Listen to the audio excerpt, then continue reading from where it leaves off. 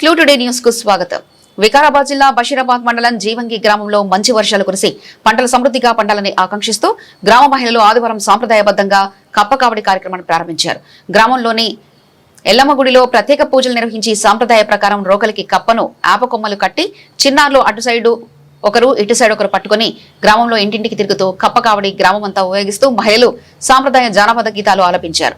ఈ సందర్భంగా గ్రామానికి చెందిన మహిళలు రామోజీరామ ప్రత్యేకంగా పాడిన జానపద పాటలు కార్యక్రమానికి ప్రత్యేకంగా ఆకర్షణీయంగా నిలిచాయి.